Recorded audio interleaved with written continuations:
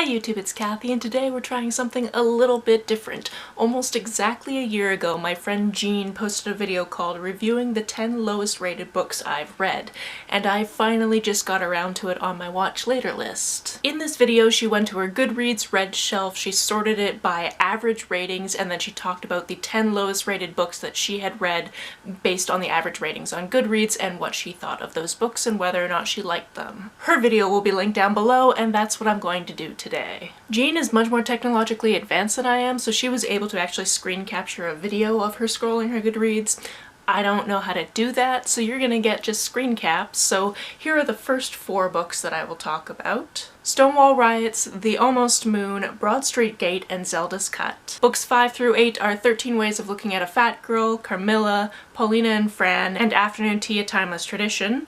And books 9 and 10 are Walt and Fear Itself, which is a Deadpool Fearsome 4 mashup. Starting off with Stonewall Riots, this was the worst book that I read last year, simply because you would think that it's about the Stonewall Riots, and it's just not. It's a very short graphic novel with a little bit of queer history, mostly white, mostly gay, from the past 60 years or so, focusing in the United States. It wasn't great. It didn't talk about the Stonewall Riots, which is why I bought it. This has an average rating of 2.62 and I gave it 2 stars. Next we have Almost Moon by Alice Sebold, which I read over a decade ago. I remember really enjoying this one, although it looks like I gave it a 3-star rating. This one has an average of 2.69. I imagine some of that is probably to do with the subject matter of this book. This book, as you likely know, because it was also made into a movie, comes with trigger warnings for sexual assault and death of a minor, so there's that. I remember being enthralled by the book when I read it and I just couldn't put it down. I don't know where 3 stars came from. Back then I wasn't even rating things usually. Like half of these probably won't even have a rating on them that I gave them because I would just finish a book but I wouldn't necessarily rate it. Kathy from editing here. When I was talking about The Almost Moon, I was actually talking about The Lovely Bones. I don't remember The Almost Moon at all. Goodreads tells me I read it back in 2013, so it's okay that I don't remember this book that I read 8 years ago, but it's definitely not the book I just assumed it was based on Alice Sebold. Next we have Broad Street Gate, which has an average of 2.72 ratings.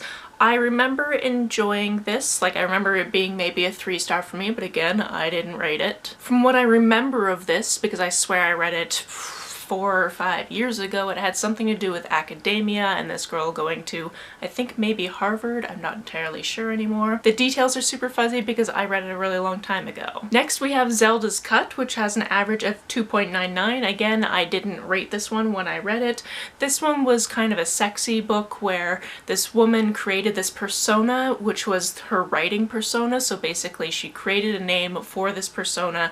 That person was going to be writing these books, and then she would just kind of slip into that hair and makeup when she was that person. However, the person that kind of acted as her manager and possibly also her friend, again, details are fuzzy because it's been a while, could also slip into that persona, and then there was some sexiness between them, but also he stole the persona and these things. There was sex, there was deceit, there was writing, all of that is kind of mixed in there. So if that sounds like something you would enjoy, pick it up. Why not? It was also interesting because when I think of Philippa Gregory, I think of historical fiction, and this was set in the modern day. Next we have 13 Ways of Looking at a Fat Girl. Again, for whatever reason, I didn't rate this one, but it has an average rating of 3.01. This, if I remember, is short stories, or rather vignettes from, I believe, the same person's life, going through life and what it's like to be a fat girl. They didn't really seem to connect, and I think that even though it was supposed to be the same person all the way through, I don't know if it felt like it was the same person all the way through.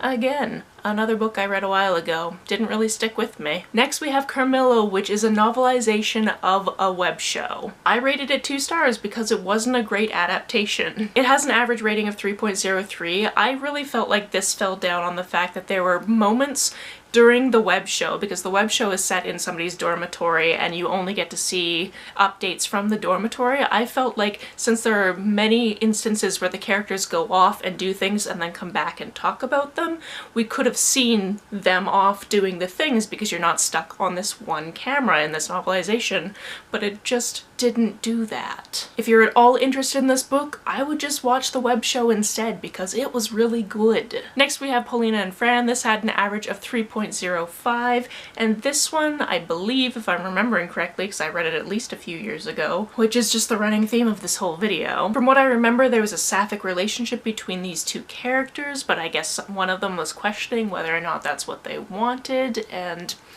I kind of remember how it ends, very open-ended. I don't remember much other than that. Again, it's not something that really stuck with me. I didn't even rate it. It was probably a 3-star. This was back before I was forcing myself to rate things for the purpose of my YouTube videos. So this was back before 2018, which is when I started doing my monthly wrap-ups, because I don't think I was doing star ratings back when I was just doing my weekly wrap-ups, which started at the beginning of 2017, if I'm doing my math correctly. What even is time? Next we have Afternoon Tea, a timeless tradition. This has an average rating of 3.06. Again, this is another one that I didn't rate, probably because it was back before I was doing monthly wrap-ups. This is just a book about afternoon tea. It wasn't anything special. I didn't really learn all too much. It's just about people having tea and tiny little sandwiches. It was a very short book from what I remember. I believe I got it from the library. I believe it was a tiny little hardcover.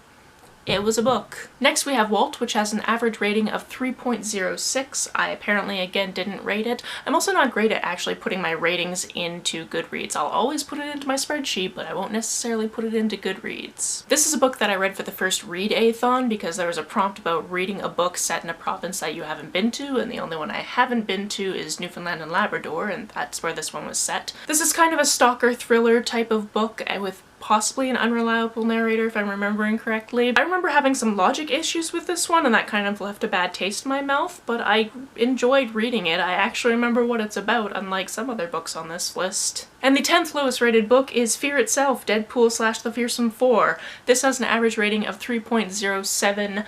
I don't know when I read this book. It was probably around the time the first Deadpool movie came out and I saw it at the library and picked it up and read it. Again, I didn't even rate this one, so I can't even tell you how I felt about it at the time. I was probably somewhat confused because it sounds like something that's in the middle of the Deadpool canon. I would really love to be able to go back to the beginning of the canons of all the superheroes I'm actually interested in and read everything all the way forward, but that's just not something I have time for. This was probably fine. It was probably bloody. It's a Deadpool comic, but it wasn't anything special apparently. Otherwise I probably would have given it a rating. What's most surprising to me is there are only 4 books out of 10 on this list that have over 1,000 reviews or ratings on Goodreads. Stonewall Riots has 21, The Almost Moon has 35,000, Broad Street Gate has 1,500, Zeldas Cut has almost 1,000, 13 Ways of Looking at a Fat Girl has just over 10,000, Carmen has just over 500, and I imagine that most of those are from people that watched the web series and wanted this to be great, and